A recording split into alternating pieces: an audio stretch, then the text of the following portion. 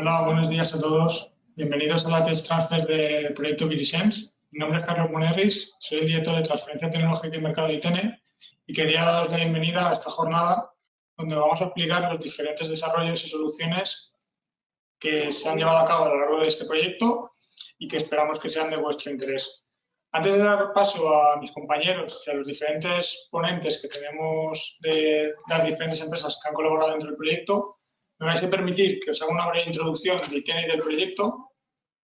Como os decía, dentro del proyecto Virisense hemos afrontado el reto de desarrollar nuevas tecnologías que nos permitirán detectar y eliminar el SARS-CoV-2, más conocidos habitualmente como el coronavirus, y otros patógenos en ambientes y espacios cerrados y en entornos de superficies de envase.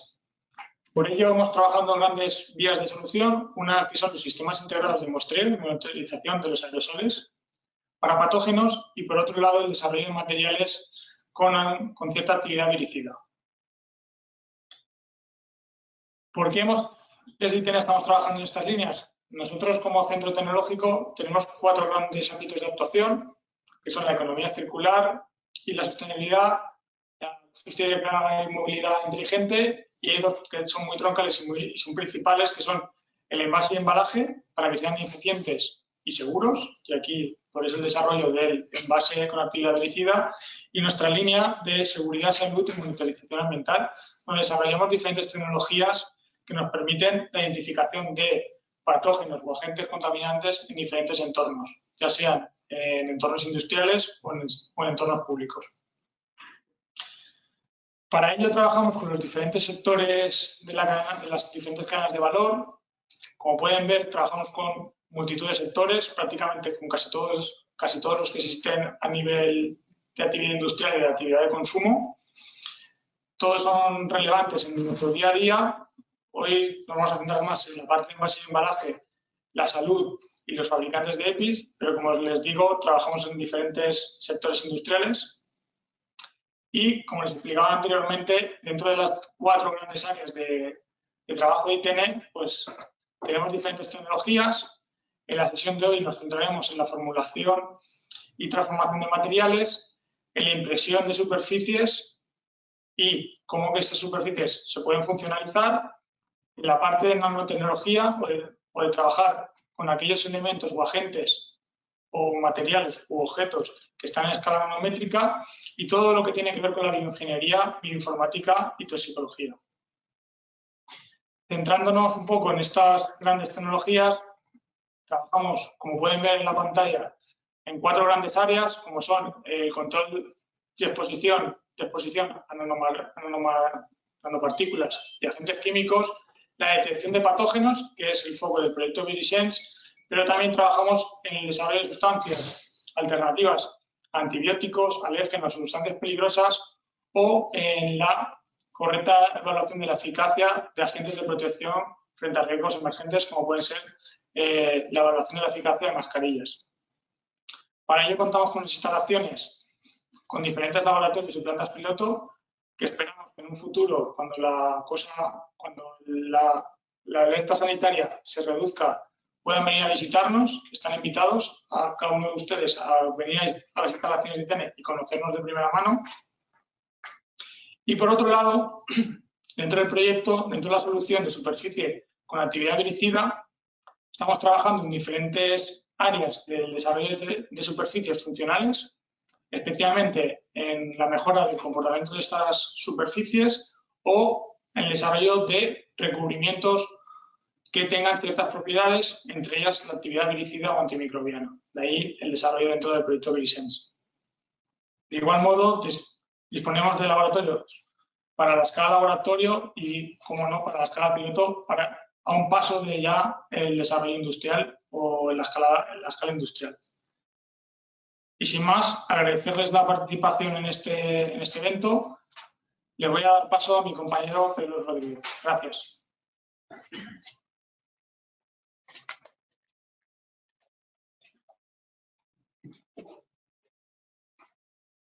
Bueno, buenos días. En primer lugar, también, como ha hecho mi compañero Carlos, agradeceros que atendáis esta sesión de transfer, ¿no? De tech transfer dentro del proyecto Virisense, un proyecto que ha sido financiado por IBACE a través de fondos FEDER y que ha tenido como temática principal pues, el desarrollo de tecnología para detectar y eliminar el SARS-CoV-2, que era un poco la necesidad a la que hemos tenido que afrontar durante todo este año, y otros patógenos graves que también existen tanto en superficies, aguas, aire o en personas, ¿vale?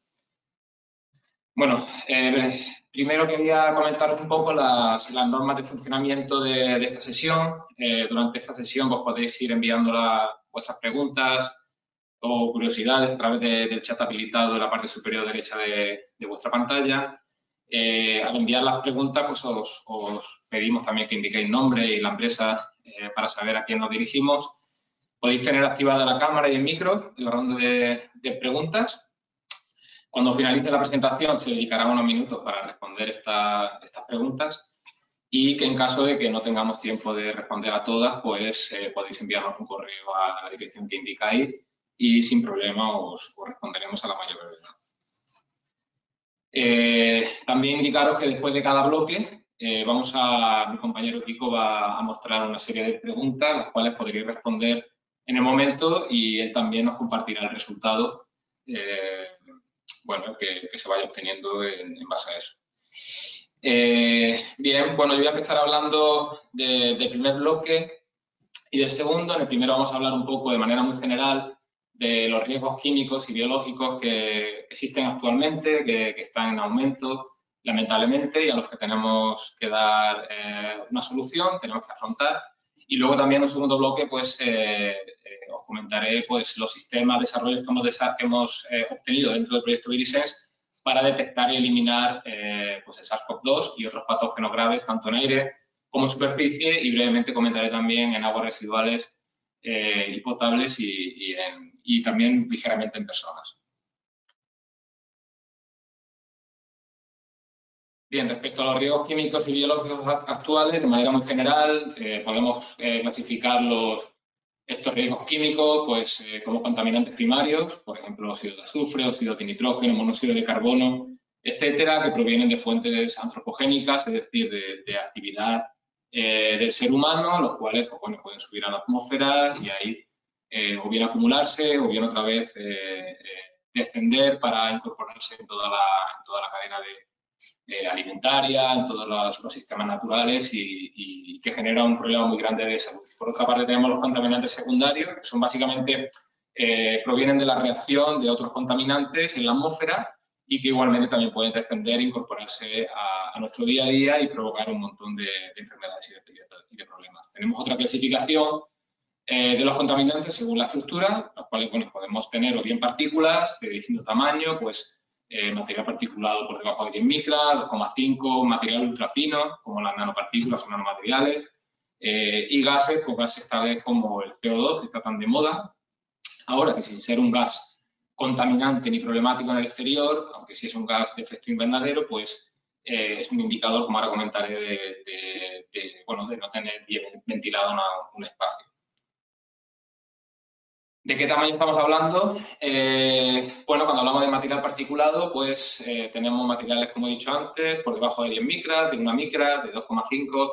Son tamaños que están en torno o tamaños similares a los que puede tener un glóbulo rojo, una bacteria, un virus, tiene un tamaño de 100 nanómetros.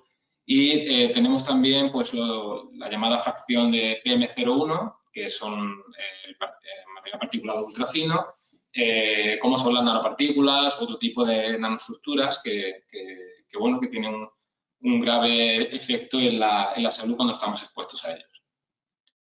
Para abordar, esto lo explicará después mi compañero Carlos en el siguiente bloque, pero bueno, para abordar este tipo de monitorización de estos contaminantes, de este material particulado y gases, pues tenemos diferentes tecnologías de mayor a menor coste en función de qué tamaño queremos monitorizar. Evidentemente, cuanto menor es el tamaño de la partícula contaminante, pues mayor es el coste, más tecnología, por así decirlo, requerimos para poder detectar y monitorizar este tipo de contaminantes. Como ejemplo de riesgo químico, principalmente, pues ahora mismo el que está más de moda es el CO2, un gas incoloro e inodoro, muy importante su control, sobre todo en espacios interiores, un gas de efecto invernadero, que está dentro de los objetivos de descarbonización 2030-2050, proviene de fuentes principalmente antropogénicas, es decir, de la actividad del ser humano, y que además, como he indicado también antes, es usado como indicador de ventilación en espacios cerrados. Es decir, es un indicador de cuál es la calidad del aire interior, y esta calidad del aire interior pues está ligada al uso de los edificios en los cuales estamos monitorizando. Por ejemplo, si queremos ver por ejemplo, no podemos superar valores de CO2 de 350 ppm si estamos pues, en hospitales, clínicas, laboratorios, guarderías y, por ejemplo, en oficinas, residencias, hoteles hay valores permitidos de hasta 500 ppm. En edificios, gimnasios, pues los niveles permitidos de CO2 son más altos, pero en general no se pueden superar valores de 1200 ppm. Cuando tenemos valores por encima, pues tenemos una calidad de aire interior muy baja y esto está asociado, que es realmente lo importante, a un riesgo de contagio por patógeno biológico más alto. Entonces tenemos que pues, adoptar medidas como ventilación y desinfección y demás. Por otro lado tenemos, aparte de los contaminantes tipo gas, como puede ser el CO2, tenemos los contaminantes basados en nanomateriales, en la exposición a nanomateriales. Hoy en día existe una incertidumbre cada vez mayor relativa a los riesgos para la salud de estos nanomateriales, porque también se están usando cada vez más, están incorporando cada vez más a nuestro día a día. Entonces necesitamos aplicar las leyes necesarias en prevención de riesgos laborales y estudiar y monitorizar más pues, qué cantidad están presentes, qué efectos pueden tener, qué tamaño tienen, pues en función del tamaño pues penetran más o menos en unos órganos, en otros. Lo importante también aquí, o lo grave es que son materiales que son persistentes y acumulables dentro del organismo y producen una infinidad de problemas de salud. Que, bueno, pues teniendo una ley de prevención de riesgos laborales idónea, pues estos riesgos se reducen e incluso se eliminan. Como ejemplo, os indico que el polvo respirable de sílice cristalina, por ejemplo, que es un material que ahora mismo está muy presente en muchas industrias, está actualmente considerado como agente cancerígeno, y el óxido de titanio, por ejemplo, ahora mismo está ya también incluido en la lista de sospechosos, ¿vale? Está ahora mismo siendo investigado. Respecto a los riesgos biológicos, bueno, pues tenemos una infinidad de riesgos biológicos que antes de la pandemia pues no se conocían o se conocían y no se tenían mucho en cuenta. Actualmente, a través de la situación que hemos vivido con el SARS-CoV-2, pues han tomado muchísima relevancia y tenemos una cantidad de patógenos tanto en hospitales, patógenos nosocomiales, como en aguas residuales. Aparte del SARS-CoV-2, pues tenemos otros como la listeria, Escherichia coli, y otras enterobacterias. Pues tenemos también otros contaminantes patógenos en alimentos, como la listeria, Campylobacter, etcétera. Y también, pues la OMS tiene una lista de prioridades de bacterias que están mostrando mucha resistencia a los antibióticos, que es una de las cosas también muy preocupantes y que pues nos lleva a desarrollar tecnologías que eviten que esas bacterias proliferen y no tengamos que luego pues, administrar antibióticos a gente que ha sido contagiada con ellos. También, así a modo de estadística, ha habido un aumento de la incidencia en seguridad alimentaria, por ejemplo, los casos de infecciones a través de contacto alimentario van en aumento. Cada vez hay más, es verdad que no es un número muy elevado, pero sí son bacterias que tienen una letalidad ciertamente relevante. Entonces, en este campo necesitamos también sistemas de detección, análisis y diagnóstico rápidos, sensibles, pues bien, que nos den una alerta temprana, que nos faciliten pues, romper esa cadena de transmisión y poder no tener que pues, bloquear procesos de producción o que esos alimentos no lleguen a la persona. Estos son temas que están ya dentro de la Estrategia Española de Ciencia, Tecnología e Innovación como prioritarios y que tendrán bastante relevancia, la están teniendo ya y van a ir tomando cada vez más importancia. También hay un aumento de las infecciones nosocomiales durante la estancia en hospitales, tanto de patógenos provenientes del aire, principalmente provenientes del aire, aunque también existen otros patógenos que se depositan en superficie, contaminan en zonas como quirófanos, UCIs y demás, pues provocan una serie de enfermedades adicionales que, con graves consecuencias para los pacientes.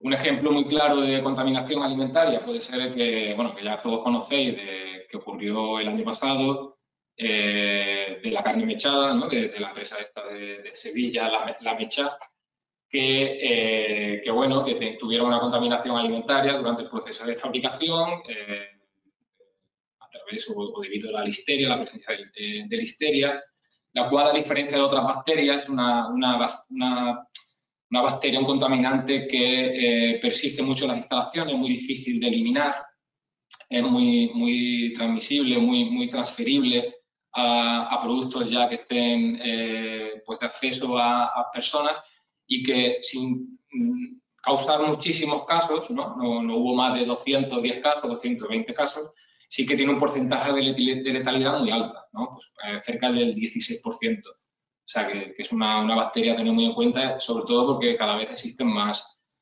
casos. España es el tercer país de la Unión Europea donde más casos de listeria ahora mismo ocurren. Otro riesgo biológico relevante, pues, es la presencia del SARS-CoV-2 en aguas residuales, pues a través de los desechos, de nuestras heces, de la mala higiene, pues a través del agua fecal, estos contaminantes llegan a las aguas residuales, las cuales, pues, luego tienen que sufrir una serie de tratamientos terciarios y demás para poder reutilizarlas. Y bueno, la presencia de este virus en agua lo que ha hecho ha servido de herramienta para monitorizar cómo se comporta la pandemia, es decir, midiendo los valores de SARS-CoV-2 en aguas residuales, se ha podido predecir cómo la pandemia se iba extendiendo pues con 2 o 3 semanas de antelación, es decir, cuando los valores eran altos en aguas residuales, se sabía que a las 2 o 3 semanas iba a haber un aumento en los contagios de las personas en ese barrio o en esa zona. Aquí es muy interesante destacar que hoy en día lo que sabemos del SARS-CoV-2 en aguas residuales es que, tal como comentaba con Felipe Chávez de la empresa Sequencing, que estas aguas son de dudosa infectividad debido a que el SARS-CoV-2 parcialmente se degrada en estas aguas, que son unas aguas heterogéneas, son aguas que nos ayudan a predecir cómo la pandemia se va extendiendo, pero no son aguas que, como se pensaba al principio de la pandemia, que nos vayan a producir contagios o que aumenten la tasa de contagio antes se decía que no podíamos meternos en los pantanos, que evitáramos meternos en ciertas aguas. Bueno, pues eso ahora se ha visto que son aguas que no son infectivas, pero que no obstante, y esto es lo curioso, el ARN, el material genético, sí permanece activo, con lo cual sí podemos tomar muestras de ahí y medirlas por PCR. Es decir, podemos detectar el material genético, pero no podemos detectar el virus a través de su proteína S1 en superficie. Luego también sabemos que muchas veces los muestreos que se hacen para detectar este virus en agua pues deben ser muestreos de grandes volúmenes, aún así no todas porque las concentraciones son muy bajas y aún así no siempre se cogen no es una muestra representativa. Y luego también es que la cantidad de virus, como digo, es tan baja que a veces ni la qPCR es capaz de detectarlo, ¿no? Estamos por debajo del límite de detección. Entonces, en este campo se necesitan sistemas de detección más rápidos que nos permitan también medirlo en el sitio, en el punto, localmente, y que además sean más sensibles. Una de las soluciones en la que nosotros hemos trabajado son los biosensores. El sensor es una herramienta que puede abordar estos problemas y superar esta limitación. Luego también sensores que no solamente detecten la proteína S1, sino que detecten principalmente el material genético, que son los genosensores, y bueno, también se necesitan sistemas de muestreo fiables y representativos y sistemas avanzados que nos permitan preconcentrar muestras para poder tener en menos cantidad de agua mayor cantidad de virus. Otro ejemplo claro de patógenos en aguas residuales son, por ejemplo, la Escherichia coli y el Clostridium perfringens, que son indicadores microbiológicos que se utilizan para medir la calidad del agua regenerada, agua residual que luego se quiere reutilizar para uso agrícola o para otro tipo de usos, y que estos indicadores son determinados mediante recuento de células viables, mediante técnicas tradicionales como recuento de células, mediante cultivo, o por también QPCR. La QPCR todavía no está extendida totalmente, pero bueno, es una tecnología que se está utilizando en algunas plantas de aguas residuales. Tienen una serie de limitaciones estas dos tecnologías, como son, bueno, necesitan personal cualificado y sobre todo necesitan tiempos largos de obtención de resultados. Por ejemplo, si queremos determinar la cantidad de E. coli, porque según la directiva, la que veis ahí, 91271-CE, es siempre para poder reutilizar el agua, tenemos que estar por debajo de unos valores que tienen ya preestablecidos en función del uso al que se le vaya a dar al agua. Y entonces tenemos que determinar, tenemos que asegurar que nuestra agua, tras el tratamiento, pues tiene unos valores debajo de ese umbral.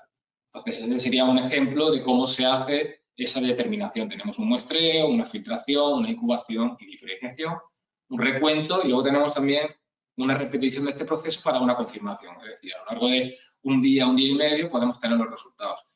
En cambio, si utilizamos biosensores, en este caso un biosensor colorimétrico, como los que hemos desarrollado en el proyecto Bilisense, podemos reducir muchísimo este tiempo y es verdad que no nos da seguramente un resultado cuantitativo, porque, bueno, porque se puede llegar a obtener, pero lo que sí que lo más importante es que obtenemos un resultado cualitativo en muy poco tiempo y podemos tener bueno, saber si estamos por debajo de ese umbral o por encima. Y ya si estamos por encima o queremos confirmación, podemos ir a QPCR y confirmar o no. Otro de los riesgos biológicos, bueno, el más importante o el de más interés hoy en día son los virus respiratorios en aire. Son patógenos de gran incidencia en enfermedades. Aquí veis, bueno, pues todos o muchos de los virus respiratorios que han existido a lo largo de estos últimos años, desde el sarampión al SARS-CoV-2, la gripe convencional, bueno, gripe estacional, en fin, y con las diferentes características de cada uno. Aquí, bueno, solamente como detalle, pues ver cómo el sarampión ha sido, que básicamente está erradicado ya a través de la vacuna, es el virus que más contagioso es. Es decir, cuando vemos que hay un valor de 12 a 18 de contagiosidad, significa que una persona contagiada es capaz de contagiar hasta 18 personas. Sin embargo, el SARS-CoV-2 tiene una contagiosidad, un valor de R de 2,5. Y es increíble cómo con ese valor, que no es de los virus que más contagian o más transmisibles, pues aún así se ha extendido de manera tan brutal, ¿no? En tan poco tiempo. Aquí también, bueno, cada escenario es un reto, es detectar contaminantes, tanto químicos como biológicos, es un reto en aguas, en aire, en todos los escenarios, pero en aire es principalmente difícil, es muy complicado cazar, entre comillas, a los patógenos en aire. Bueno, aquí les paso a mi compañero Kiko que os va a mostrar, bueno, la pregunta que estáis viendo en pantalla y vosotros podréis ver en vuestra pantalla una serie de respuestas que podéis seleccionar y ahora Kiko nos comentará un poco el resultado. Hola, buenos días. Como comentaba Pedro, vamos a lanzaros unas pequeñas preguntas de sondeo, ¿vale? Os voy a leer enseguida la primera. La primera es ¿a qué riesgos químicos y biológicos os enfrentáis en vuestro día a día? Y bueno, hay 5 respuestas. La primera es presencia de virus, la segunda es presencia de patógenos, la tercera es problemáticas con material particulado, la cuarta es dificultades con gases tóxicos y la quinta es otros. Os dejamos un poco de tiempo para responder, ¿vale?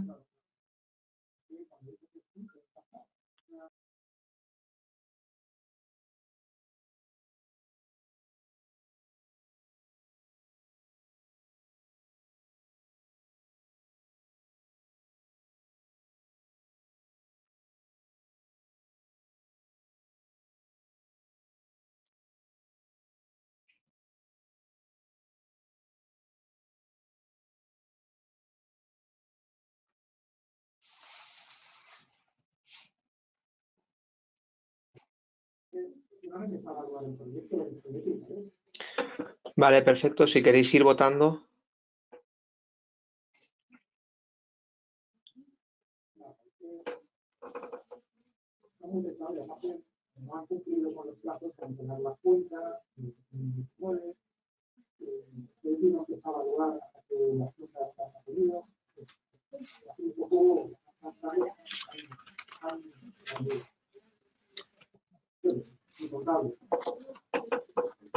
Vale, perfecto. Al final ya tenemos el primer sondeo. Hemos obtenido que la presencia de virus tiene un 45% de importancia, la de patógenos un 69%, la problemática con material particulado un 28%, la dificultad con gases tóxicos un 21% y otros un 17%. Si queréis también pasamos a la siguiente pregunta.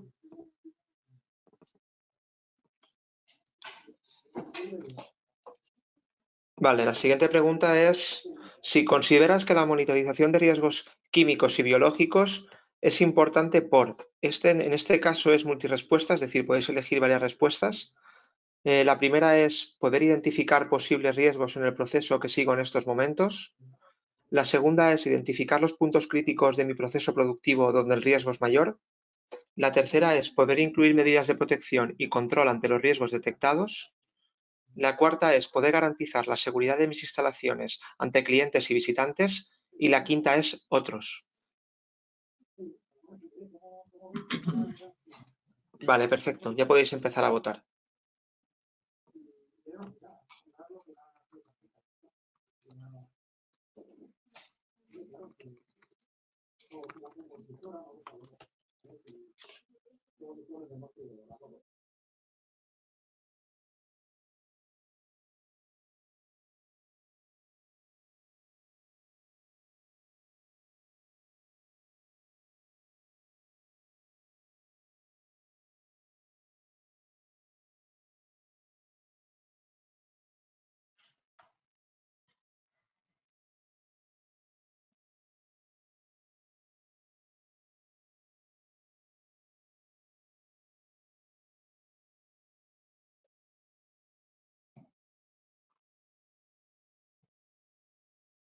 Vale, genial. Podéis seguir votando.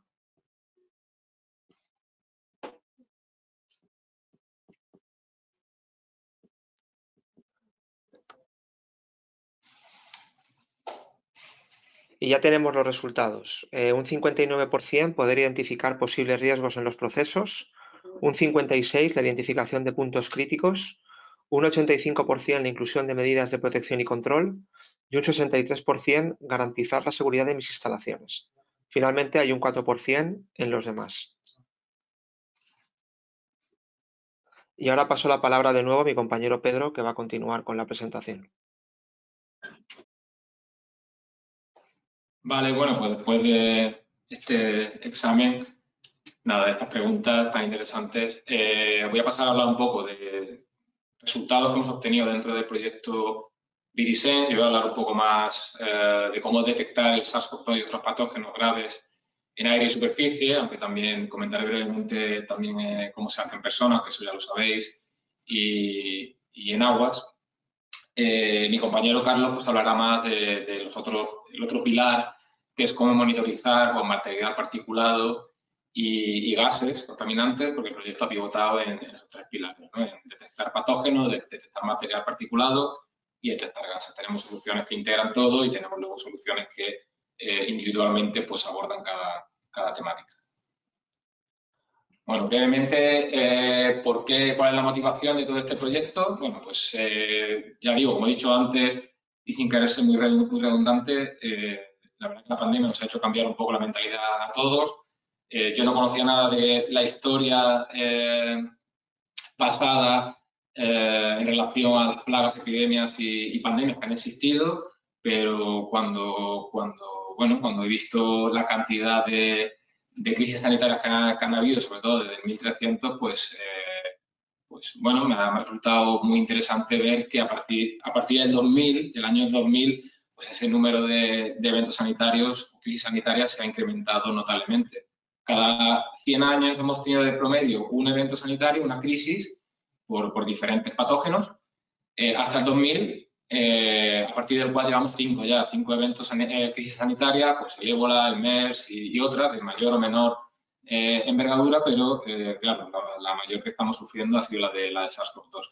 Es decir, esto viene un poco causado en parte por el cambio climático, aunque eso no está muy claro del todo, pero bueno, pero principalmente por la movilidad tan masiva que tenemos hoy en día en el mundo, que hace que estos virus se transmitan y se expandan de manera rapidísima. Entonces, en este punto necesitamos tener pues, tecnologías que afronten estas crisis y otras que seguramente, lamentablemente, llegarán. Y bueno, tenemos que estar preparados porque esta nos ha pillado un poco desprevenidos, por así decirlo. Bien, como la ruta de transmisión de este tipo de virus, si echamos un ojo a la ruta de transmisión del virus de SARS-CoV-2, principalmente hay 4 rutas. Una de ellas, como he dicho antes, de dudosa infectividad, prácticamente no contagian, que son las aguas residuales, pero sí, que al principio sí se pensaba, pero ahora se ha demostrado que no son infectivas.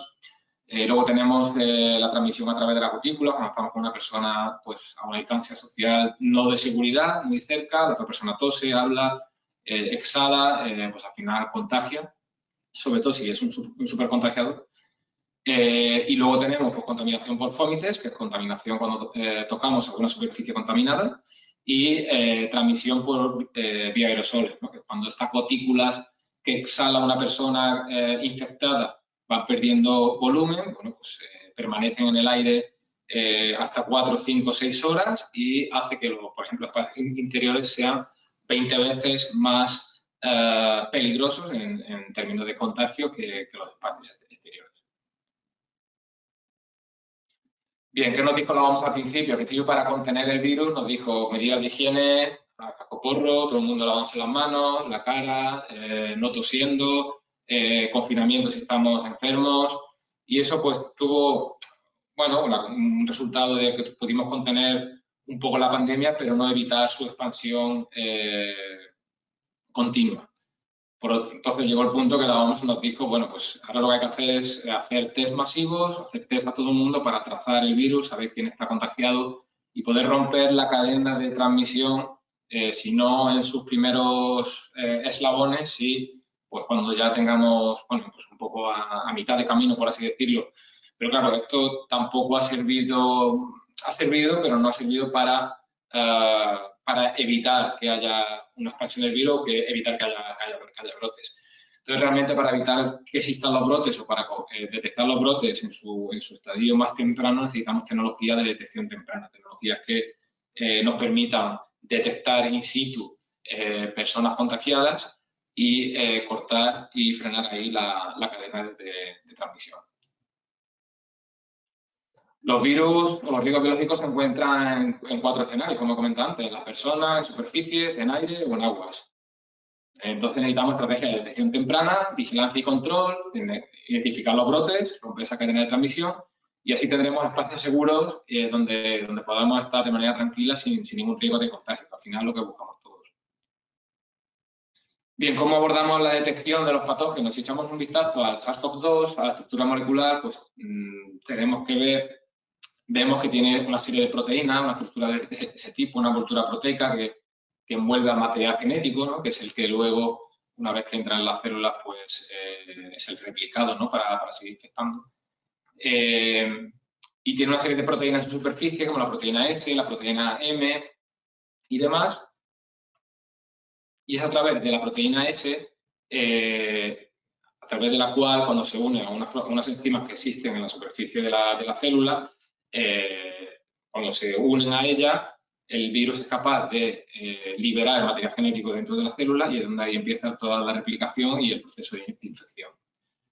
Bien, pues atendiendo a las proteínas que existen en la superficie o el material genético, tenemos una serie de tecnologías que nos permiten la detección. Pues si vamos a detectar las proteínas S o la proteína N que están en la envoltura, pues ahí tenemos disponibles pues, técnicas de inmunensayo, como las técnicas de detección de antígenos o otras técnicas como ELISA o otras, bueno, que si por ejemplo lo que queremos detectar es el material genético, como en el caso de las PCR, bueno, pues tenemos evidentemente la qPCR o la PCR y otra tecnología nueva emergente que es la NGS, ¿vale?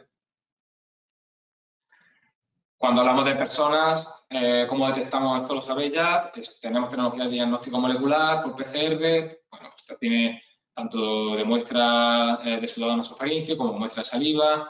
Pues una técnica muy fiable, muy establecida. Bueno, tiene unas limitaciones como que requiere personal especializado. No es portátil, aunque ahora hay ya dispositivos que cada vez tienen algo más, pueden ser algo más movibles. Y luego pues, tiene tiempos de respuesta muy largos. Por otro lado tenemos los test antigénicos rápidos, que aunque nos dan una respuesta muy rápida en comparación con la PCR, aún así, pues si no somos sintomáticos, si somos asintomáticos, su fiabilidad baja considerablemente. Esas son las técnicas que se utilizan hoy en día para diagnóstico en persona. Pero claro, el reto está en no llegar a detectar a la persona contagiada, sino detectar el riesgo biológico de manera previa, en el aire. Entonces, ¿cómo podemos muestrear los virus en aire u otros contaminantes biológicos? Bueno, pues tenemos que tener en cuenta que los virus pueden estar hasta 4 horas en suspensión o más de 4 horas, que el tamaño del virus es muy pequeño, está entre 100 y 200 nanómetros, que esta vía es la principal vía de contagio, que además estos virus en aire se mueven de manera muy arbitraria por flujos de aire, ventilación y demás, y que la concentración de virus en el aire es ínfima, como ahora mostraré. Ya para muestrear aire y captar partículas en aire, transferirlas al líquido o a otro sustrato, existen tecnologías, como podéis ver ahí, bueno, ciclónicas, básicamente son tecnologías basadas en impactadores, que lo que hacen es colectar aire e impactar ese aire contra unos sustratos, y esos sustratos son luego los que se analizan pues, por gravimetría, TEM, SEM, etc. Esta tabla que parece muy, muy densa, aquí solamente quiero resaltar, estos son en literatura reciente de investigadores que han intentado detectar el virus en aire en infraestructuras hospitalarias. Y dentro de que no todos los investigadores han sido capaces de hacerlo, mediante diferentes técnicas, como he explicado antes, basadas en impactadores principalmente, aquí os indico los dos trabajos en los cuales se ha reportado la mayor concentración de virus captada en aire. Entonces, la presencia de aire de este virus en aire es muy baja y está en cantidades entre 100 y 1000 copias de ARN por metro cúbico, es decir, entre 100 y 1000 virus por cada 1000 litros de aire, y eso en habitaciones donde presumiblemente hay una gran carga viral. Si ya nos vamos a exteriores, el promedio de virus por metro cúbico es de 0,2, creo que era, y bueno, es la capacidad de contagio ahí o la posibilidad de contagio es prácticamente cero. Bien, dentro del proyecto ViriSense hemos desarrollado una tecnología con alta eficiencia de captura, es capaz de, bueno, lo que hace es captar aire y ese aire transferirlo a un líquido, y este líquido sí que llevamos a luego analizar por PCR. Es un sistema, un equipo como el que veis ahí en la pantalla, con una pantalla con una interfaz táctil, que tiene además un accesorio que arriba, que es lo que veis en forma como de serpiente, y la rejilla que está diseñado para tener una alta eficiencia de captura y que nos permite muestrear espacios interiores de manera continua y por tiempo ilimitado. Además, este equipo, como dentro del proyecto, también hemos abordado no solamente la detección de patógenos, sino también la detección o la monitorización de material particulado y de gases. También hay una versión de este equipo que integra pues, tanto sensores de CO2, humedad y temperatura, como también sistemas de conteo de partículas para medir pues, polen, nanomateriales, otro material particulado de más tamaño y demás. Bien, esta tecnología pues, ha sido validada en un primer momento y gracias a la colaboración con el Hospital IMED. Por noviembre, al principio de la pandemia no, pero bueno, cuando hubo una ola grande, pudimos llevar el equipo a las instalaciones del IMED, tener acceso a habitaciones de paciente COVID. A partir de ahí, y gracias a que el IMED siempre está abierto pues, a conocer nuevas tecnologías, a implementarlas en su hospital para estar siempre al tanto de las tecnologías de vanguardia, pues a partir de ahí pudimos ver un poco las carencias que tenía la tecnología, los puntos a mejorarla y, bueno, pues después de una campaña de monitorización y unos resultados que todavía no estábamos analizando de manera correcta, pues pudimos mejorar la tecnología de manera significativa. Y luego, en la segunda quincena de febrero hasta la primera quincena durante la segunda quincena de febrero y la primera de marzo, llevamos el equipo al Hospital de la Fe, que en esa época era cuando veníamos de la ola esta de enero tan fuerte, y es donde estuvimos también muestreando en habitaciones de pacientes COVID. Y aquí podéis ver una imagen de la chica que está haciendo la tesis ahí en la FE, que está utilizando el equipo. El equipo tenía esa apariencia de equipo funcional y, bueno, el equipo se ubicó en habitaciones de paciente COVID, en habitaciones o en salas UCI y en otras zonas donde presumiblemente no había COVID, como por ejemplo pues, zonas de intercambio de ropa de sanitario o zonas de pasillo y demás. Luego también pues se introdujo en habitaciones con diferentes tipologías de pacientes, más graves, menos graves, con más tos, menos, y a distintas distancias del paciente. Entonces, durante ese tiempo estuvimos muestreando el aire captado era recolectado en un tubo de ensayo y transportado directamente al laboratorio para su análisis por PCR.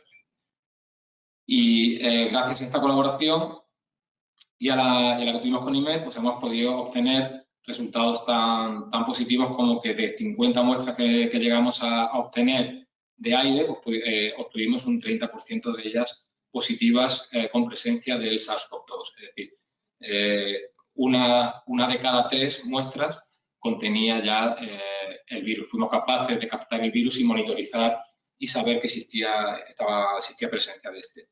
Luego también cotejamos estos resultados con toma de muestras de superficie, es decir, zonas de presumible alta carga viral en aire, supimos o concluimos que también aumentaban el riesgo de contaminación por fomites, por superficie, ¿vale? O sea, tuvimos más o menos los mismos resultados cuando obteníamos un positivo en aire, obteníamos un positivo de análisis de PCR de toma de muestra en superficie.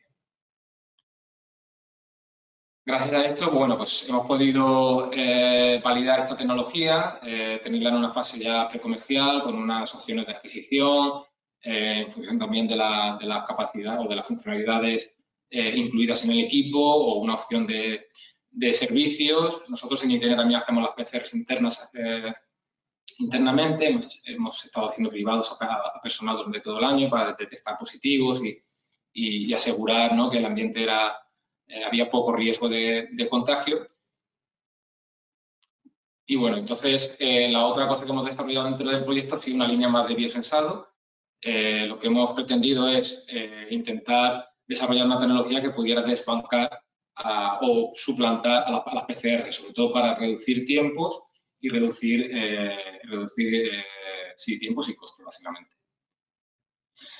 Un ejemplo muy claro de un biosensor, para que más o menos sepáis lo que es el glucómetro, ¿no?, que es el aparatito este que utilizan los diabéticos para medirse la glucosa en sangre. Es un aparatito en el cual goteamos sobre un cartucho, como podéis ver ahí, que es una zona azul, ¿no?, el cartuchito azul este, goteamos nuestra muestra de sangre y en ese cartucho que está modificado químicamente se produce una reacción con una enzima, en este caso la glucosa oxidasa, y el equipo pues mide una señal eléctrica que se produce, un cambio en la señal eléctrica y es capaz de darnos una señal cuantitativa. Bien, dentro del proyecto ViriSense pues también hemos desarrollado un biosensor similar, como podéis ver ahí, también con un cartucho, se llama un electrodo, el cual hemos funcionalizado químicamente para anclar receptores específicos del SARS-CoV-2 y el cual hemos validado ya a escala de laboratorio, obteniendo límites de detección de menos de un nanogramo por mililitro, que equivaldrían como a 1000 o 10.000 virus, el cual tenemos aún que mejorar más porque, claro, la concentración en aire es tan baja que necesitamos biosensores incluso más sensibles que este. También tenemos, por otro lado, un biosensor colorimétrico, que es un biosensor que, ante la presencia de algún patógeno en disolución, es capaz de modificar sus propiedades ópticas, su color, floculan, como podéis ver en la imagen, a través de la adición de proteína S1. Bueno, tiene unos cambios que podemos incluso ver simplemente a vista, a ojo, o como ahora mostraré también, puedes detectar mediante una simple adquisición de imagen a través de un teléfono móvil. Esto tendría más pues, un formato de kit de análisis de agua. Por ejemplo, podríamos pasar un hisopo por superficie, el hisopo inocularlo, igual que un test rápido de antígeno, inocularlo en una disolución, y esa disolución luego o bien combinarla con el biosensor, que es una otra disolución coloidal, o bien directamente el hisopo introducirlo en el biosensor coloidal. Vale, aquí solamente destacar que estas tecnologías son versátiles en el sentido de que, bueno, nos hemos focalizado mucho para SARS-CoV-2, pero en verdad pueden ser adaptadas a un montón de patógenos de manera sencilla. Ahora mismo estamos trabajando con Listeria, Escherichia coli y principalmente también con Pseudomonas. Y nada, aquí mostraros que, bueno, también estamos desarrollando pues eso, aplicaciones móviles que incluyen algoritmos que son capaces pues, de adquirir imágenes como de vistazo colorimétrico y ver si tenemos cambios en el color y, por tanto, ver si tenemos una alerta, tenemos presencia de algún patógeno en superficie. Bueno, esto es una visión muy general de lo que ha sido el proyecto. Falta la parte más de monitorización del material particulado y de gases, que ahora explicará mi compañero Carlosito. Y ahora Kiko os pasará también unas preguntas, como podéis ver en pantalla. Hola, nada, siguiente pregunta. ¿En tu empresa se realizan en la actualidad controles de presencia de virus y patógenos en primera respuesta solo en aire, segunda respuesta solo en superficies de riesgo, tercera respuesta tanto en aire como en superficie, cuarta respuesta en otros medios, como puede ser el agua, y quinta respuesta no es algo que se haya implementado? Esperamos a vuestros votos.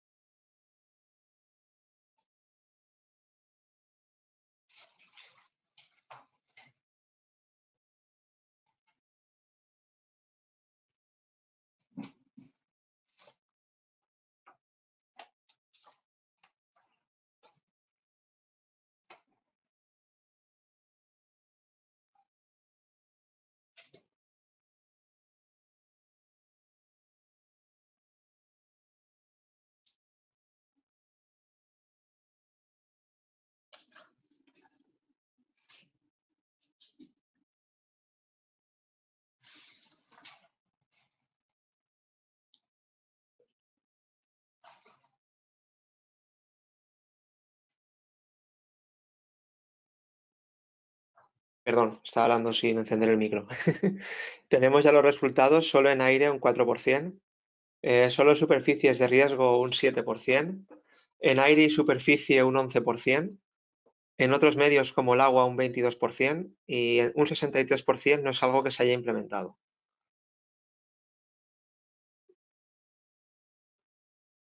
Si queréis, pasamos a la siguiente pregunta. Esta, en este caso, es si el control y la monitorización de estos patógenos, ¿cada cuánto tiempo se piensa realizar? La primera respuesta es de forma puntual, por ejemplo, ante un cambio de configuración. La segunda es de forma periódica, validando que los sistemas de protección funcionan. Y la tercera es continuamente, para hacer frente a posibles amenazas en tiempo real.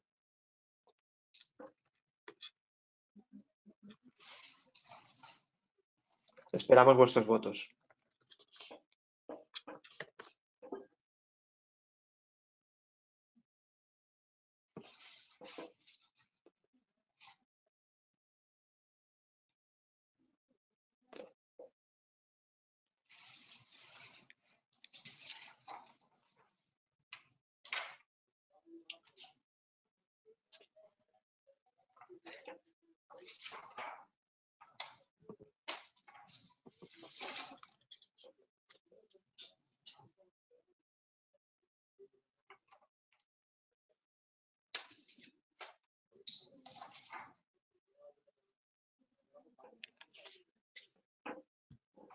Vale, perfecto, ya tenemos las respuestas. Un 24% indican que será de forma puntual, un 38% de forma periódica y otro 38% continuamente para hacer frente a posibles amenazas.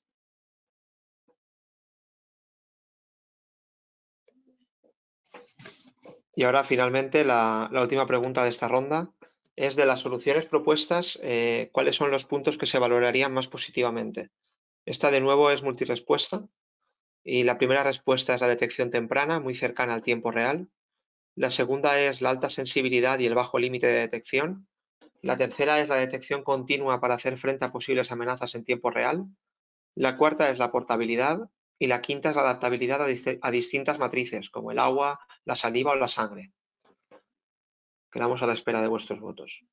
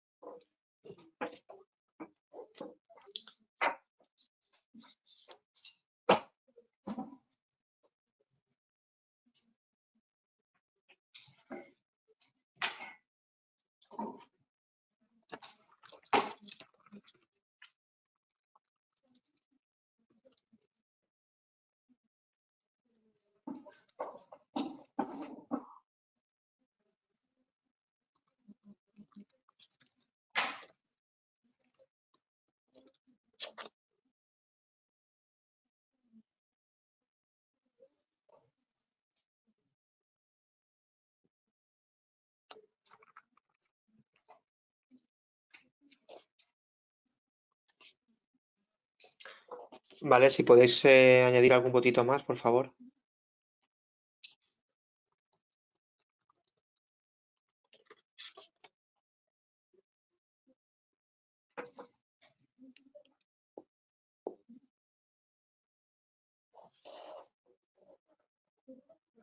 Vale, perfecto, ya tenemos las respuestas. Al ser multirespuesta veréis que suman más del 100%. En un 58% tenemos la detección temprana, muy cercana al tiempo real. Un 42% para la alta sensibilidad y el bajo límite de detección. Un 54% para la detección continua en tiempo real. Un 42% para la portabilidad y mismo caso para la adaptabilidad a distintas matrices.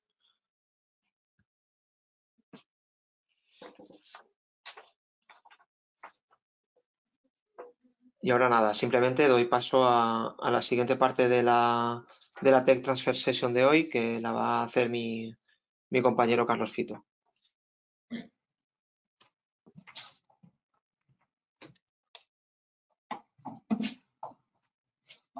Hola, buenas tardes a todos. Bueno, primero es agradeceros, como siempre, bueno, la presencia en este tipo de sesiones, que siempre son muy interesantes para nosotros desde el punto de vista de nuestro objetivo, ¿no? La transferencia de conocimiento y tecnología hacia el sector industrial y justo este año, con los efectos de coronavirus, cada vez más también, bueno, hacia tecnologías de ámbito doméstico e incluso ámbito de urbano, ¿no?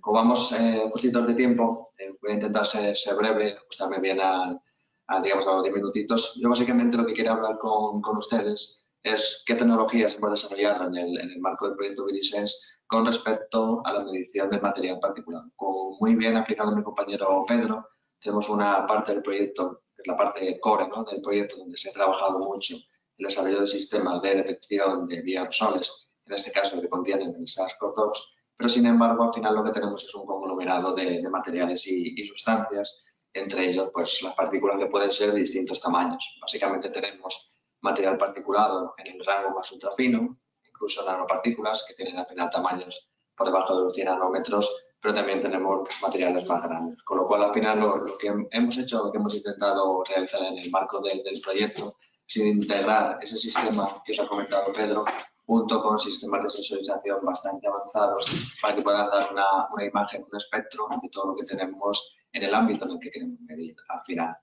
Como en algunas ocasiones hemos comentado, muchos de vosotros que habéis estado por ITN, al final la medición siempre requiere de conocer, digamos, qué tipo de métricas queremos analizar en cada caso. En el caso del material particulado, Si bien es cierto que habitualmente trabajamos en el orden de los miligramos por metro cúbico, más bien en masa, en el caso de partículas ultrafinas, como son las nanopartículas, muchas veces hay otro tipo de métricas también muy importantes, como son, por ejemplo, el área superficial, incluso la distribución de tamaños. No es lo mismo, en términos de toxicología, una partícula de 14 nanómetros que una partícula de, por ejemplo, 200 nanómetros. Con lo cual, cada vez más tendemos a hacer un análisis de distintas métricas cuando medimos en el campo. ¿Qué se recomienda habitualmente?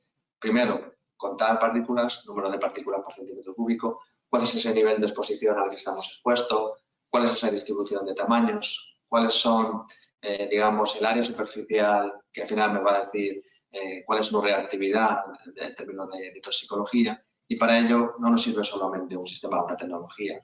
Hemos de seleccionar distintos tipos de tecnologías, desde contadores de partículas, clasificadores de tamaño, métodos gravimétricos, que al final todos ellos van a sumar y nos van a dar respuesta a la pregunta de cuál es el volumen de exposición el que tiene una persona. Aquí tenéis una imagen con una batería de equipos donde cada uno de ellos pues, tiene una métrica y una tecnología distinta para poder abordar el problema desde una óptica muy global. En resumen, básicamente, recomendamos siempre 4 tipos de tecnologías para poder abordar el problema. Por un lado, dispositivos siempre portátiles para poder ir al campo, ir a la empresa y poder medir, digamos, en lo que es la zona de la vía aérea del trabajador, unos 30 centímetros alrededor de la boca, donde podemos, por ejemplo, utilizar contadores de partículas de tipo portátil. Tenemos también equipos que son transportables, son equipos que se utilizan como banco en el laboratorio, pero que se pueden mover a una zona de trabajo y nos van a dar mucha más información, mucha más precisión. Podemos clasificar los tamaños, por ejemplo, incluso de 2,5 nanómetros hasta 180 con 160 canales con una gran precisión, por ejemplo, con un SMPS. Lo que nos va a decir es de qué tamaño tenemos, qué volumen de partículas, que es un aspecto muy interesante. Tenemos también los muestreadores, que básicamente son bombas que nos permiten muestrear en un filtro un tipo determinado de partícula y después llevarlo a la microscopía para poder analizar, por ejemplo, qué tipo de partícula es, qué forma tiene y pesarla, por supuesto. Al final vamos a tener un análisis también gravimétrico. Todo ello, gravimetría, contador de partículas, junto con la clasificación, nos va a dar un espectro de datos, de métricas, que nos van a poder permitir tomar decisiones de una manera más concreta y más específica. ¿Cuál es el problema que tenemos cuando abordamos, digamos, la campaña de exposición o abordamos cómo medimos? Bien, pues nos enfrentamos a un volumen muy, digamos, diverso de distintos tipos de equipos, con costes muy distintos. Tenemos, por ejemplo, contadores de partículas que son muy baratos, que están en el coste de 200, 300 euros, pero que sin embargo están más pensados para partículas más grandes, por ejemplo, mayores de 1 micra. Luego tenemos contadores ya que llegan a partículas de hasta 2 nanómetros y nos vamos a costes muy elevados, digamos a costes de 70, 60.000 euros. Y en el medio pues tenemos una gama muy diversa de tanto fabricantes como de tecnologías, desde contadores por condensación, difusión de carga, que nos van a permitir abordar el problema con distintos tipos de equipos. Todos ellos pues, en un rango de costes y en un rango de tamaños en los cuales bueno, podemos trabajar como técnico de prevención según cuál sea la preferencia o bien de nuestro cliente o de la medida que queramos realizar. En el caso de los virus, como estamos abordando partículas de tamaño nanométrico, seguramente si queremos medir partículas tendremos que ir más a sistemas como contadores ópticos, que nos permitirán medir pues, tamaños en el rango de 10, 15, 20, 100 nanómetros sin ningún tipo de problema. Como sabéis también hoy en día está muy de moda la medida de gases, bien por un lado por la necesidad que surge con la ley de cambio climático, bien por el aumento de la sensibilidad tanto de la población como de los ayuntamientos hacia la medida de contaminantes, gases de efecto invernadero o contaminantes peligrosos para la salud. Y se ha puesto muy de moda, como ven en pantalla, los medidores de CO2. Un medidor de CO2 al final es un medidor que podemos comprar, digamos, básicamente por la red, pero hemos de tener cuidado a la hora de comprar y siempre respetar que el equipo sea robusto, que tenga una sensibilidad adecuada y que ese dato que nos da sea realmente el dato, es decir, que sea un dato que esté calibrado, que sea comparable con medidores de referencia. Para ello, al final hemos de hacer un escrutinio de las diferentes opciones que tenemos y seleccionar aquel que realmente sea adecuado. A nivel general no se suele hacer, pero a nivel de desarrollos técnicos, científicos, es importante caracterizar muy bien ese medidor para seleccionar aquel que realmente me va a dar un resultado exacto, porque al final jugamos con un valor de exposición en el que tenemos un potencial riesgo para la salud de las personas. Bien, para solventar el problema que tenemos respecto de las medidas de materiales en el rango nanométrico, con un coste muy elevado de los equipos, un manejo en ocasiones complejo y la baja sensibilidad y a veces la baja precisión o accuracy de este tipo de equipos que miden, por ejemplo, CO2, óxidos de nitrógeno, de Arditene, en el marco del proyecto Grisense, lo que hemos trabajado es en un desarrollo que ya partía de un desarrollo en el marco NanoWatcher, y lo que hemos hecho básicamente es mejorar la precisión de sistemas de bajo coste para poder medir partículas en el rango del nanómetro. ¿Cómo lo hemos hecho? Básicamente hemos diseñado sistemas que permiten retirar del flujo de aire que entran los equipos partículas muy grandes, por lo cual leemos solo partículas que son pequeñas en el rango de 0 hasta 300 nanómetros, con lo cual nos podemos comparar con equipos de muy alto coste y estamos ahora justamente en el camino de cotejar cuál es esa precisión comparándolo con nuestros laboratorios de ITN. Hemos construido estos clasificadores, los hemos integrado con nuestra electrónica, los hemos validado, hemos desarrollado algoritmos para poder calibrar y los hemos puesto, digamos, en un equipo a medir y a validar. Con lo cual estamos trabajando en este marco, conociendo patógenos en aire con el proyecto Grisense, más conociendo partículas en aire y otro tipo de gases, digamos que tenemos un amplio espectro con respecto a los tipos de moléculas, tipos de agentes contaminantes a los que tenemos que abordar en la gestión del riesgo del día a día. Aquí tienen un ejemplo de una gráfica donde hemos trabajado en un ambiente hospitalario comparando nuestro equipo contra equipos comerciales de referente. Al final lo que vemos es un paralelismo, un coeficiente de correlación muy alto entre lo que conseguimos con equipos que tienen costes por debajo de los 1.500 euros comparándolo con equipos que tienen costes por encima de los 12.000 euros. Con lo cual, aplicando tecnologías como el Machine Learning, algoritmos y considerando tecnologías que permiten clasificar y retirar tamaños muy grandes del flujo de aire, hemos conseguido un equipo muy robusto que estamos validando y hemos validado en distintos tipos de escenarios y que pensamos que puede ser de gran ayuda para el tejido industrial e incluso para, por ejemplo, ayuntamientos que quieran implementar esta tecnología a la hora de implementar, por ejemplo, los nuevos valores de contaminación en base a la ley de cambio climático, que es un aspecto muy interesante. A la hora de poder implementar tecnología, por supuesto, es muy importante conocer qué me está diciendo el equipo. Para ello, hemos trabajado en el marco del proyecto en el desarrollo de sistemas SMART que permiten adquirir la información y permiten interpretarla en tiempo real. Hemos implementado este tipo de relojes con colores que permitan al usuario, digamos, interpretar muy bien y de una manera muy sencilla el resultado. Y además tenemos unas gráficas muy grandes, muy amplias, se pueden ver fácilmente, incluso con índices de riesgo en tiempo real. Ese índice de riesgo viene de todos los estudios que hemos realizado en el marco del proyecto en cuanto a qué volumen de partículas, qué volumen de gases ocasiona qué tipo de riesgo. Con lo cual siempre vamos a conocer en tiempo real si ese volumen de gases determinado o ese volumen de partículas va a suponer o no un riesgo para la salud. Aspecto importante desde el punto de vista del usuario final que ha de tomar decisiones para implementar soluciones, por supuesto. Ya para finalizar, a modo de conclusiones, básicamente 4 grandes puntos. Por un lado, sabemos que hay multitud de equipos en el mercado, pero todos los equipos tienen, digamos, alguna problemática, bien por coste, bien por dificultad en el marco. Con lo cual, nosotros en el marco del proyecto hemos intentado abordar estos retos, desarrollar tecnología de bajo coste, pero robusta y además fácilmente interpretable.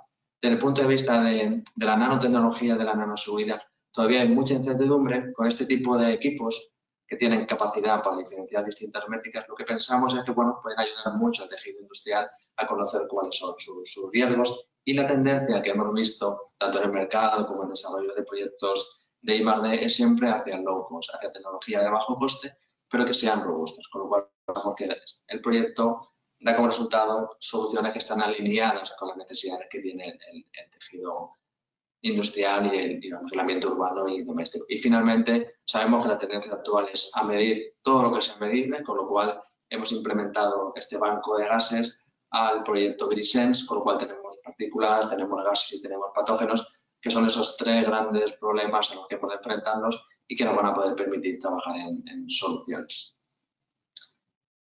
Como en el caso de Pedro, damos ahora paso a preguntas con respecto a esta primera fase. Por supuesto, como siempre, estamos abiertos desde el equipo ITN a preguntas a través de correo electrónico. Muchos de vosotros me conocéis, con lo cual podéis preguntar cualquier cosa que queráis por correo, podéis estar en contacto conmigo. Cuando quieras, Kiko. Vale, perfecto, Carlos, muchas gracias. Nada, la siguiente pregunta es, me gustaría utilizar estos equipos en mis instalaciones porque quiero, de nuevo es multirespuesta, ¿vale? La primera es reducir el uso de sistemas de ventilación y filtración de alto coste. El segundo es reducir la contaminación de las máquinas y los productos. El tercero es reducir las pérdidas de producto en la producción. El cuarto es obtener información de la pulverulencia para el registro REACH. Y el quinto es reducir efectos adversos para la salud de los trabajadores. Esperamos vuestro voto.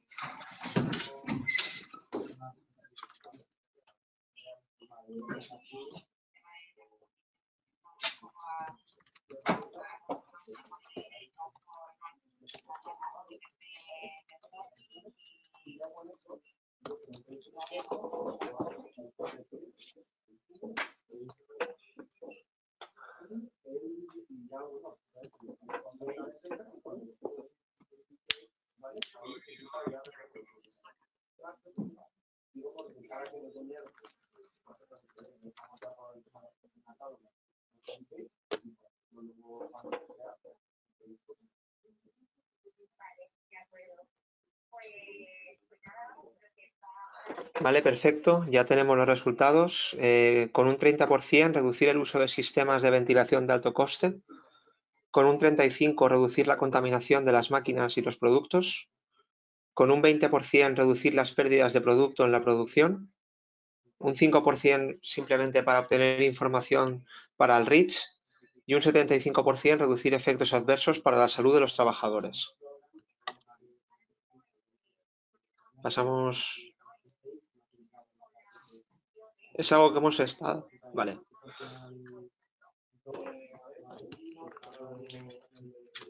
La siguiente pregunta es, las características que más valoro en el equipo desarrollado son, de nuevo es multirespuesta. La primera es que es un equipo pequeño y ligero, apto para trasladar. La segunda es que tiene un rango de medida de partículas polidispersas hasta 250 nanómetros con precisión de conteo de más o menos un 15%. La tercera es que es la medición en tiempo real y configuración remota. La cuarta es la amplia autonomía y la quinta es la fácil interpretación.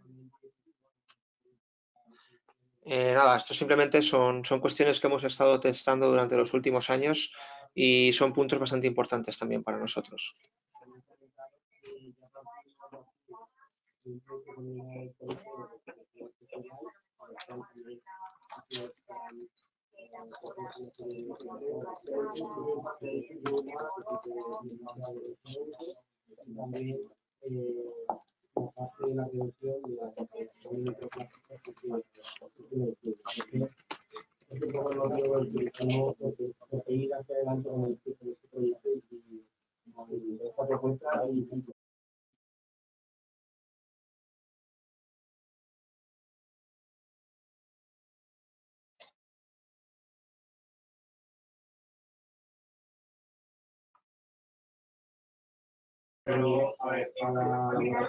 Vale, ya tenemos los resultados. Con un 53% el tamaño del equipo, que es fácil de trasladar. Con un 26% tenemos el rango de medidas. Con un 89% la medición en tiempo real y la configuración remota. Con un 26% la amplia autonomía. Y con un 58% la fácil interpretación. Y nada, ahora ya, una vez terminadas también esta parte de preguntas, pues vamos a seguir con la siguiente parte de este webinar con mi compañera Teresa Calvo. Muy bien, damos paso, si queréis, a Teresa. Teresa, por favor. Ella es la responsable de proyectos en la unidad de tecnologías de transformación de materiales de base y os dejo con ella.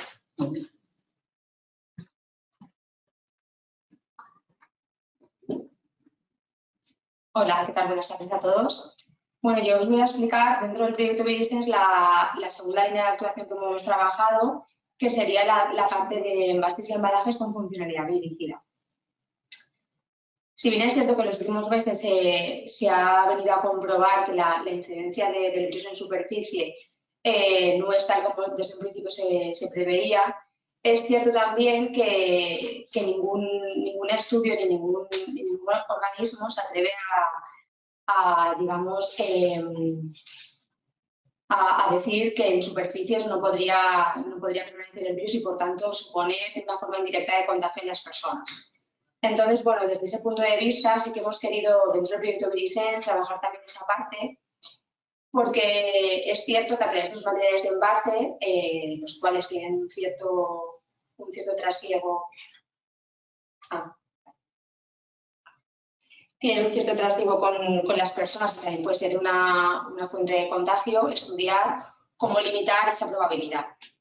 Aquí tenéis, por ejemplo, un estudio concreto de la permanencia de virus en superficie en sustratos de base celulosa o de plástico, y podéis comprobar que permanecen bastante tiempo, desde un día hasta 3 días aproximadamente, concretamente en este estudio.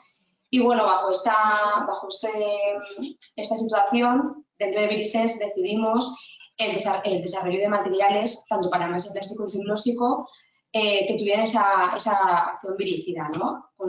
Concretamente, con la aplicación de recubrimientos que pudieran ser compatibles con los procesos de aplicación que se utilizan en envase, como pues impresión, sprayado o inmersión.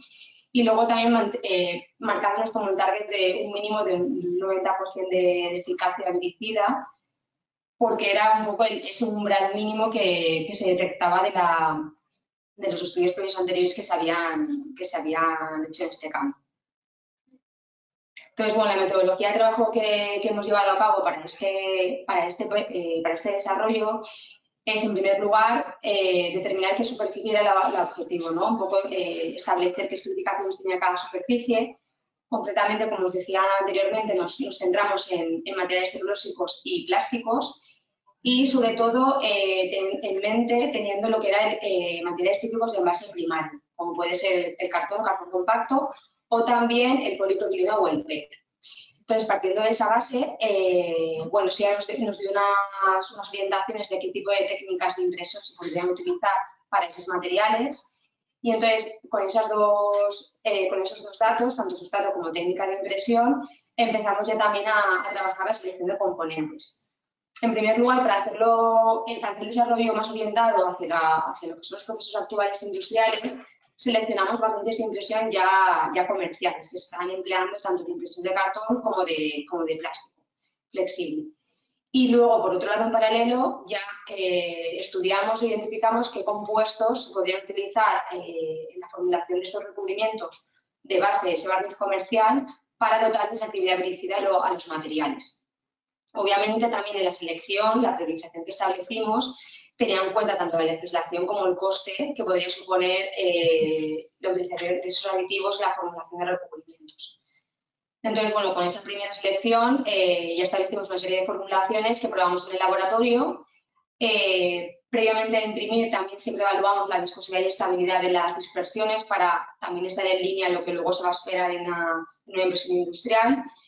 Y luego, una vez que imprimimos en el laboratorio, pues evaluamos las características básicas de resistencia en cuanto a adhesión y resistencia a la flexión y al frote, y obviamente la funcionalidad objetivo, que es la efectividad viricida. También en el proyecto, y es justo ahora donde estamos, entra parte de lo que es el escalado de las mejores formulaciones que hemos visto en el laboratorio, y lo hemos hecho tanto internamente aquí en ITENE como próximamente lo vamos a hacer en una empresa impresora de papel. Entonces, bueno, aquí tenéis un poco más el detalle de cómo hemos ido trabajando en el proyecto. Al final, en primer lugar, es lo que os comentaba. Una vez seleccionados los componentes de la formulación, hemos trabajado diferentes métodos de dispersión para que se integrasen bien los aditivos en sus barnices comerciales. Y luego veíamos lo que era la estabilidad de las dispersiones con el equipo de Lumifoods, que bueno, es como una especie de ensayo de estabilidad post-sedimentación forzada, porque tiene una centrífuga. Y entonces también nos permite un poco cribar y seleccionar qué formulaciones eran las más óptimas de cara al objetivo del proyecto. En segundo lugar, una vez seleccionamos las mejores en base a estos datos, hacemos las aplicaciones en discontinuo con este equipo de grabado en discontinuo en el laboratorio, que sí que lo más importante del equipo es que nos permite obtener aportes de impresión similares a lo que luego nos podremos encontrar en la industria. Entonces, evitar el tener a lo mejor resultados satisfactorios muy buenos a nivel laboratorio, pero que luego no sean escalables por los aportes de impresión mucho más bajos en la industria. Con este, bueno, sí que conseguíamos ya estar en unos aportes similares a los que podrían venirnos después y ya ir más sobre seguro en cuanto a la deposición del recubrimiento. Una vez ya teníamos los recubrimientos y el acabado del uniforme y demás, es lo que os comentaba anteriormente, evaluábamos características básicas de adhesión con lo que es la prueba de adhesividad, con el celo que se suele hacer, y luego también la resistencia a flexión, sobre todo para los que eran en sustrato plástico, con el ensayo de Helmut. También la resistencia al frote lo vimos muy interesante y la incluimos también en el experimental porque este tipo de recubrimientos, dado el objetivo que tienen, la idea es que vayan por la cara externa del envase, con lo cual va a tener mucho más trasiego ese tipo de envase, esa superficie, y entonces es interesante conocer que es resistente a cualquier frote que pueda tener la superficie. Y luego, una vez todo es ok en cuanto a estos parámetros, cuando hemos analizado los recubrimientos en material cartón o bien en plástico, ya procedíamos al ensayo de efectividad dirigida. Este ensayo se ha basado en la norma ISO 21702 y concretamente adaptamos esta norma a un tipo de coronavirus del cerdo para hacerla más similar al SARS-CoV-2, que obviamente no se puede utilizar ese virus para hacer estas validaciones.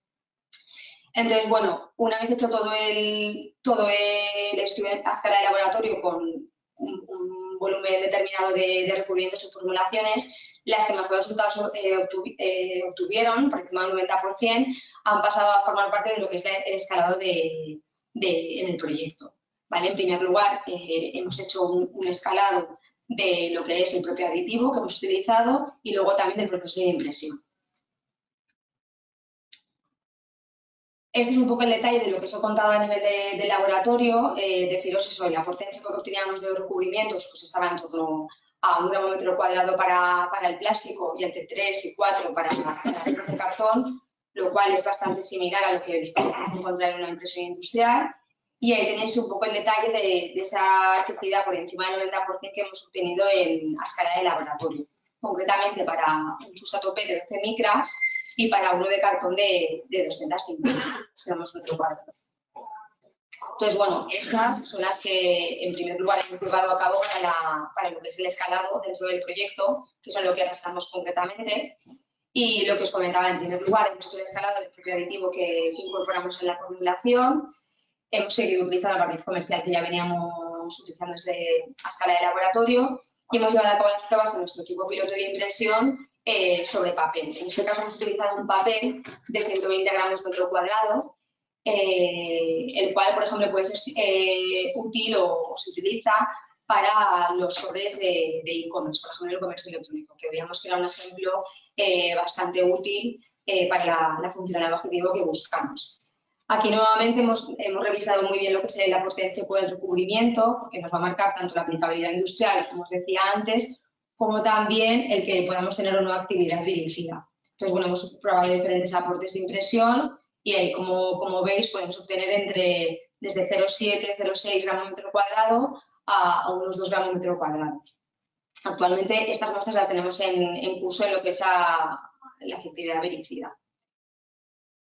Y bueno, y por último, también dentro del proyecto colabora con nosotros la empresa PICDA y con ella hemos pactado para primeros de junio, para dentro de un par de semanas, lo que es una prueba piloto en sus instalaciones, con la idea de hacer un ejemplo de aplicación para los sobres de comercio electrónico, como os comentaba. Entonces, bueno, también lo tenemos en curso para llevarlo a cabo en las próximas semanas.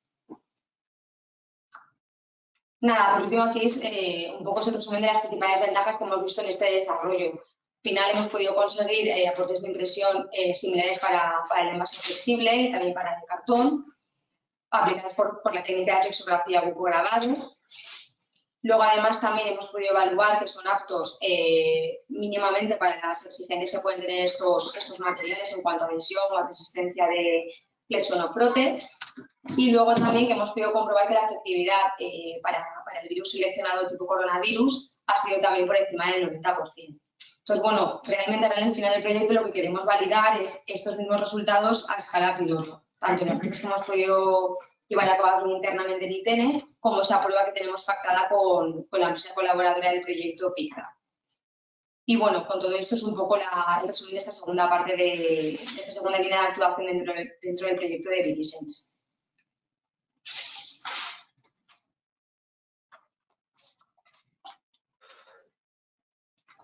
Vale, perfecto. Y ahora ya lanzamos la última pregunta. ¿Sobre qué superficie consideras que la aplicación de una solución viricida aportaría valor? La primera respuesta es superficie de envase primario. La segunda es superficie de envase secundario, como pueden ser cajas y embalajes. La tercera es el mobiliario expuesto a riesgo. La cuarta es en la formulación de productos de limpieza y desinfección. Y la quinta es sobre ninguna superficie.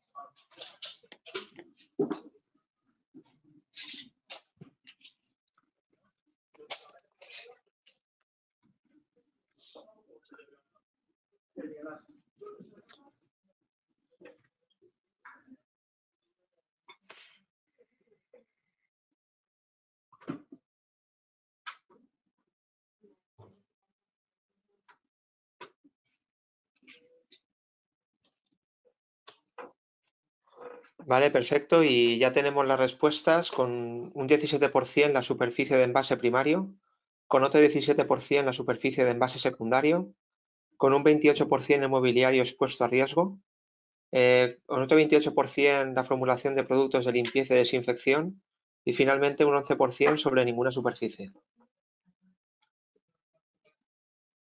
Y ahora nada, simplemente por continuar, paso la palabra de nuevo a mi compañero Pedro, que abordará la moderación de la sesión del debate con las empresas invitadas que han estado colaborando en el marco del proyecto con nosotros.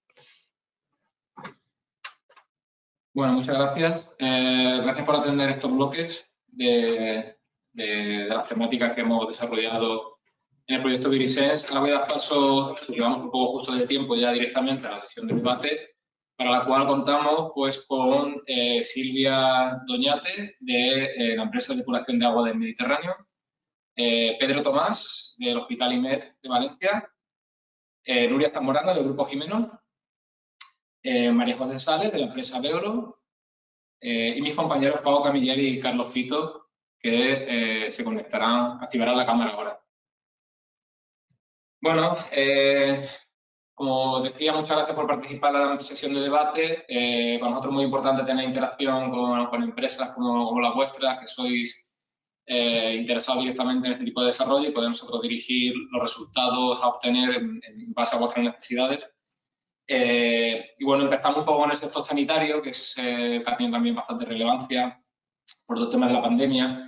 Y bueno, si hay un sector donde la detección rápida de patógenos ha ganado relevancia es en este. Y bueno, es por ello por lo que hemos validado el equipo en una primera fase en el Hospital IMED con la ayuda de Pedro, Tomás y sus compañeros. Y bueno, antes de nada, os pediría que hicierais una breve introducción del cargo que ocupáis, pero muy, muy breve para daros a conocer al resto de personas que atienden en el seminario. Pedro, si quieres decir quién eres y el cargo que ocupas. Gracias, pues buenos días. Gracias a Aitene, a Pedro, a Carlos y al resto del equipo por habernos convocado y por habernos dejado participar en el proyecto. Bueno, soy Pedro Tomás, soy el gerente del Hospital IMED Valencia. Bueno, soy el responsable aquí de uno de los centros de un grupo hospitalario que tiene ahora mismo 8 centros repartidos por la Comunidad Valenciana y Murcia. Somos un grupo sanitario privado que tiene en este momento 4 hospitales y 3 centros de especialidades. Y bueno, pues que tenemos una clara apuesta por la tecnología y por la innovación en nuestros modelos de gestión y en las prácticas que implementamos. Nos aproximamos a Aitene cuando conocimos la existencia de este proyecto, porque pensamos que podía ser muy interesante en nuestro ámbito de actuación, dado que, bueno, pues como muchos hemos sufrido muy directamente la pandemia, hemos estado en primera línea y nos parecía muy interesante poder contar con dispositivos que nos permitieran identificar, en este caso, la existencia del COVID, pero bueno, sabemos que puede ser extensible para muchas otras patologías, bacterias, virus, etcétera. Y bueno, haber podido ser parte del proyecto para nosotros ha sido muy interesante. Muy bien, muchas gracias. Bueno, sí, podríamos empezar un poco pues, debatiendo a lo mejor en tu caso bueno, que destacaríais un poco vosotros en el IME de las pruebas que se realizaron y un poco el valor añadido que puede proporcionar una tecnología como un sistema de alta eficiencia de muestreo en aire, porque imagino que, claro, en un hospital, a diferencia de otras infraestructuras, pues hay gente vulnerable, ¿no? Y necesitas un control de esos riesgos posibles, pues alto y exhaustivo, ¿no? Sí, bueno, para nosotros, como estabas comentando, durante toda la pandemia, en estos ya pues 15 meses que llevamos, aunque hemos ido sufriendo las diferentes olas con distinta intensidad, la presencia de la enfermedad en nuestras instalaciones siempre ha estado en la sospecha, ¿no? El miedo de los pacientes y de nuestro propio personal asistencial de estar protegidos y de poderlo identificar. Nuestra participación en el proyecto, pues en el desarrollo del prototipo lo que hicimos fue hacer pruebas en real cuando este prototipo estaba ya en una fase avanzada de desarrollo, el poderlo tener en habitaciones en las que hubiera un paciente COVID positivo confirmado con PCR y así durante su estancia, siendo un elemento más en la habitación, pues pudiera detectar en el aire pues la existencia del virus que el propio paciente teníamos confirmación de que la tenía, ¿no? ¿Para qué es interesante esto luego nosotros en nuestro ámbito de actividad?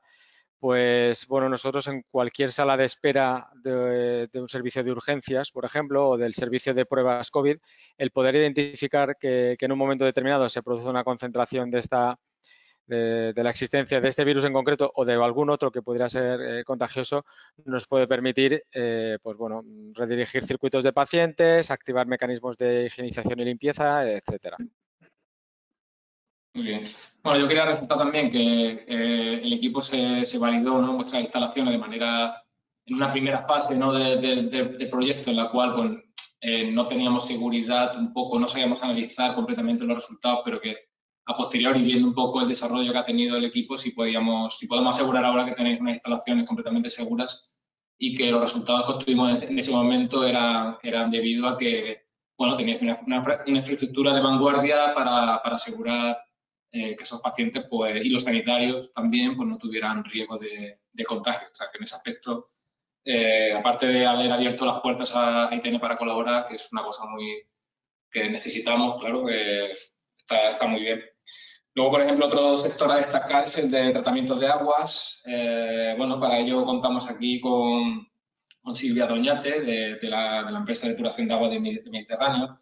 Si quieres presentarte brevemente, aunque te conocemos ya, Sí, pero bueno. Bueno, pues yo soy Silvia Doñate, responsable del Departamento de Innovación de Depuración de Aguas del Mediterráneo, que bueno, como bien has comentado, nuestro principal foco de negocio es el tratamiento de aguas residuales urbanas. Gestionamos muchas depuradoras en España, más de 250 instalaciones y bueno, digamos que podremos tratar un volumen alrededor de los 700 millones de metros cúbicos anuales, que representaríamos pues alrededor de un 10% de presencia en el mercado en este sector. Y bueno, nuestro interés en el proyecto, como bien han explicado en la parte de biosensores, pues claramente vimos mucho interés en este ámbito, dado que la capacidad de tener una alerta temprana rápida y fácil y de un relativo coste bajo, ¿no? Digamos, pues es muy interesante, ¿no? Poder tener esa alerta temprana, aunque luego tengamos que validarla y cuantificarla con otro tipo de mediciones. Pero bueno, vimos mucho interés en este proyecto y de ahí nuestro interés en participar. Muy bien.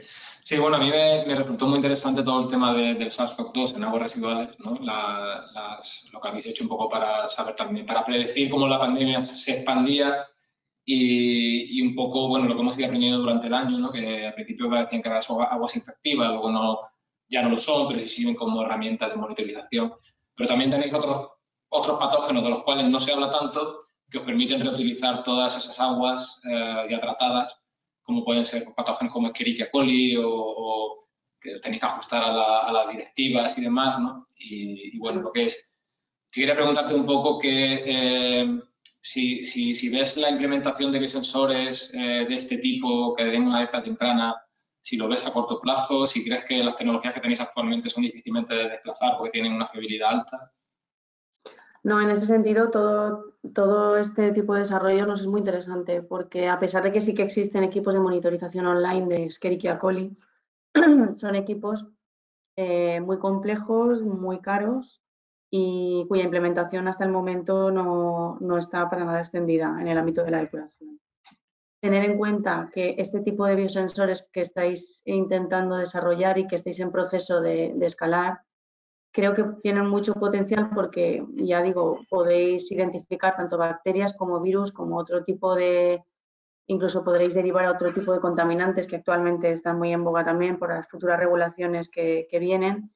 Y creo que el hecho de que sean tan sencillos de manejar y tan fácilmente aplicables, pues nos pueden dar, pues adelantarnos un poquito a no tener que invertir en estos equipos tan caros que actualmente existen para algunos organismos determinados, porque sí que es verdad que lo están desarrollando o están ya desarrollados para Escherichia coli, pero no, por ejemplo, para otro tipo de patógenos que están viniendo como Clostridium, que son esporas, o otro tipo de futuras regulaciones ya más relacionadas con, pues hablemos de contaminantes emergentes, etcétera, bueno, resistencia a antibióticos, todo este tema que ya habéis comentado en la presentación ligeramente, pues es un tema relevante.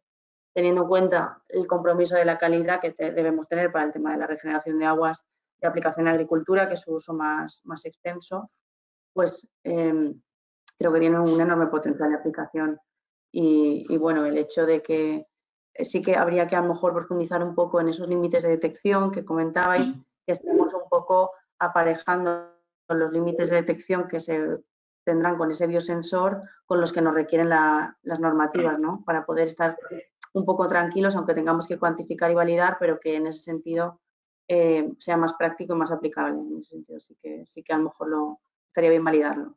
Sí, eso es un pilar importante que hemos desarrollado también dentro del proyecto, aunque sí es verdad que tiene un TRL más bajo, por así decirlo, que es sistemas que puedan preconcentrar las muestras antes de que lleguen a los biosensores, un preacondicionamiento que nos permita no tener que desarrollar biosensores más allá del estado del arte con límites de detección prácticamente inalcanzables, sino que la mejora venga por un accesorio que realmente no incorpore un tiempo largo adicional de análisis, pero bueno, igual que en el aire, como en el caso del IMED y demás, porque sean accesorios que nos permitan tener más fiabilidad y más límites de detecciones más bajos.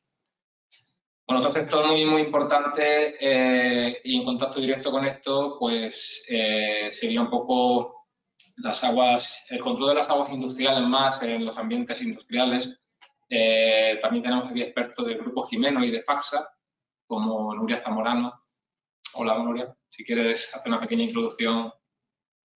Hola, buenos días. Bueno, agradecer también la invitación hoy a estas jornadas y todo lo que nos habéis puesto en común, ¿no? Durante el desarrollo final de vuestro proyecto Virisens, que también ha sido de un gran interés para el Grupo Jimeno y en concreto, bueno, yo trabajo en el departamento de I+D+I, entonces en concreto con FACSA, que quizás es de las empresas que también han desarrollado su parte de investigación en torno a esta línea, ¿no? de financiación cercana a todo lo que nos ha pasado en este último año.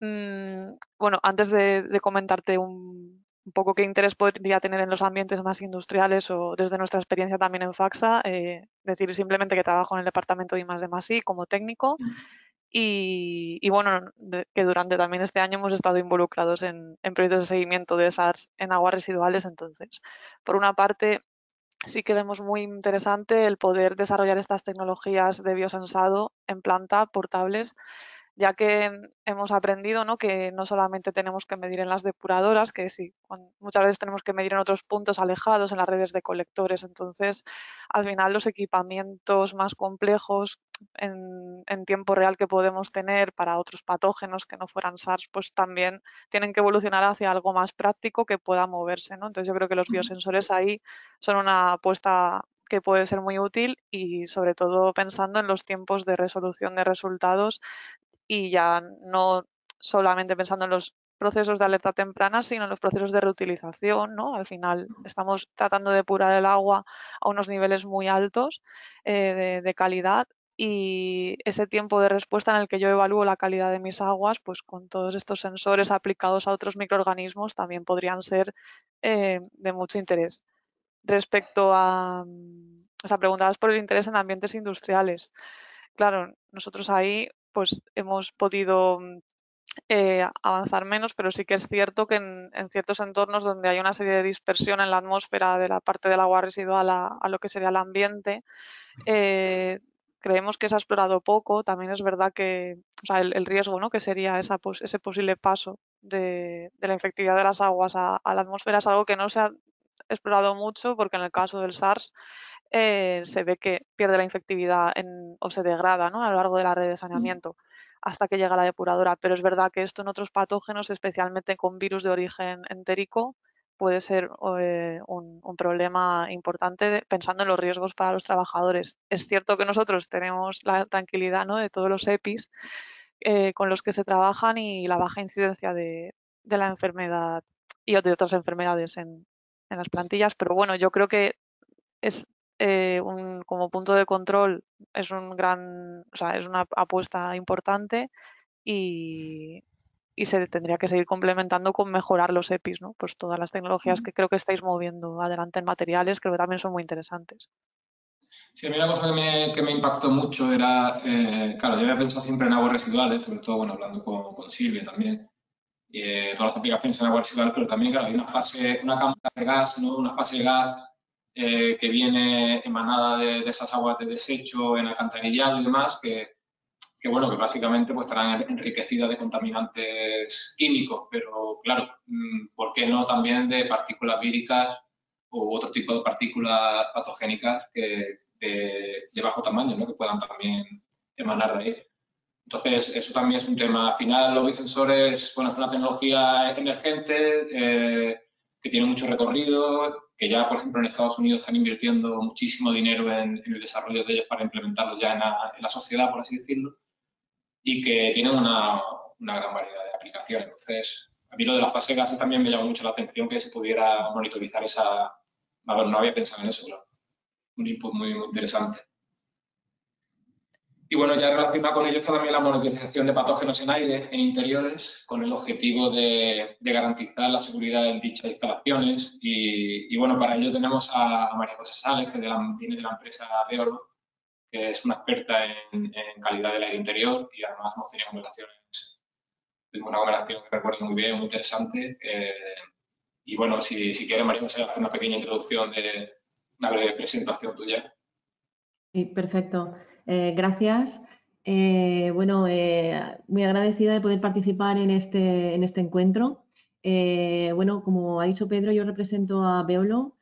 Somos una empresa valenciana que ofrecemos soluciones basadas en conocimiento a problemas relacionados con la contaminación del aire, tanto en ambientes interiores como exteriores.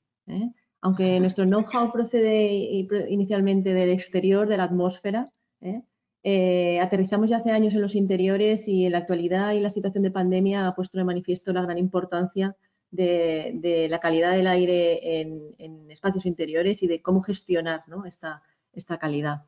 Entonces, nuestra propuesta es monitorizar, medir. Los datos son muy importantes para tomar decisiones, a ser posible en tiempo real, para poder generar alertas que a su vez generen la puesta en marcha de medidas de corrección y de acción inmediatas, ¿no?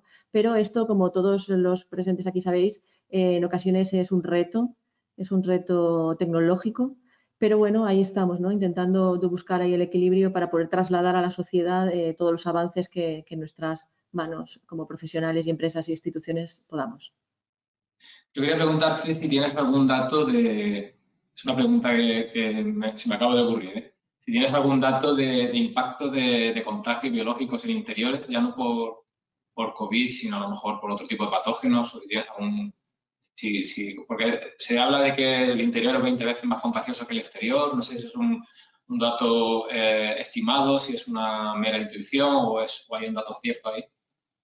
Bien, datos concretos, con referencias concretas, en estos momentos, Pedro, no tengo aquí al alcance, pero sí que frases como la que tú has citado, ¿no?, que la contaminación del aire puede llegar a ser más perjudicial hasta 20 veces, que es un texto bastante citado en muchos medios de comunicación.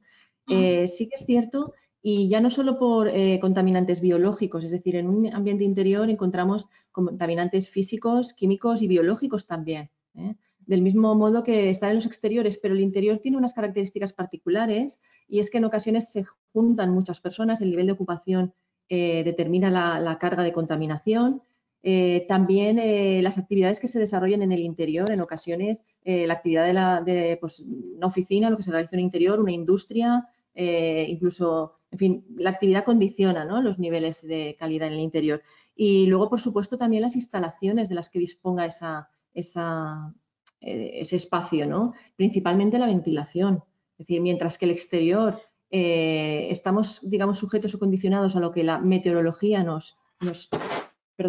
estamos condicionados a la meteorología, que es la que un poco determina o condiciona la dispersión atmosférica. En un interior está todo más acotado, el papel principal está en la ventilación, bien sea natural o forzada, y entonces, bueno, esto hace que el problema en ocasiones pueda llegar a ser bastante más serio que en exteriores.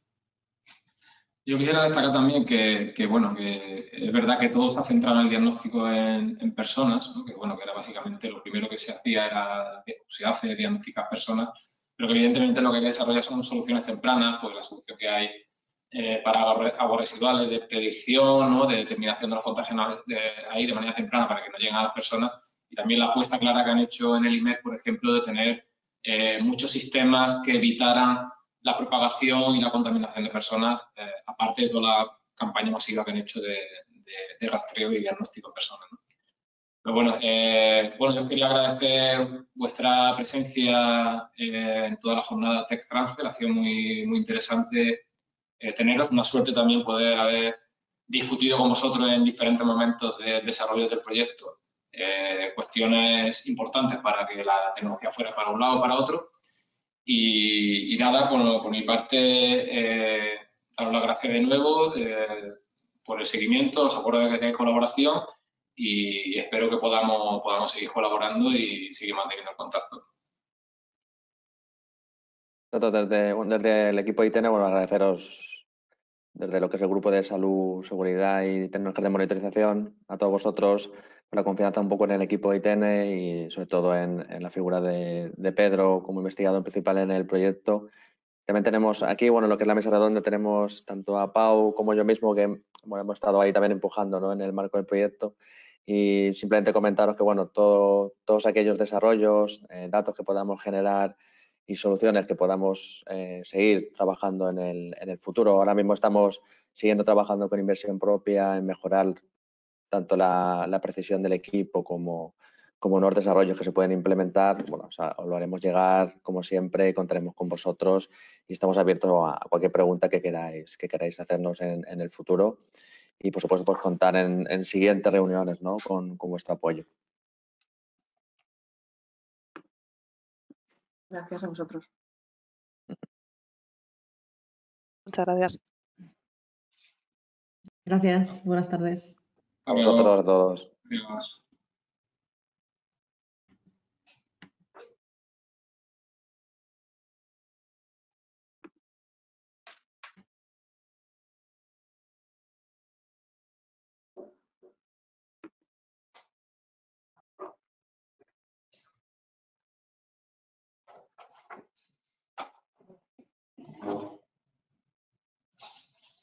Carlos, Nada, entiendo simplemente que... por cerrar, si tenéis alguna duda, podéis activar el micro y hacernos la pregunta sin problemas.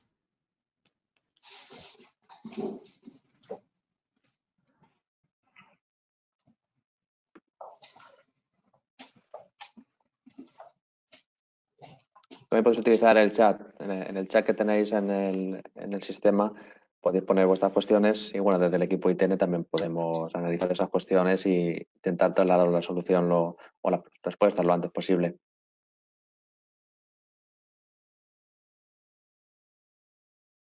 Y si no hay ninguna pregunta, nada, simplemente agradeceros a todos la presencia, haberos acompañado durante toda la Tech Transfer y desearos un buen fin de semana y, como estábamos comentando anteriormente, cualquier duda que tengáis, está el correo abierto para que la hagáis. Muchísimas gracias a todos. Muchas gracias. Adiós. Chao, chao. Adiós.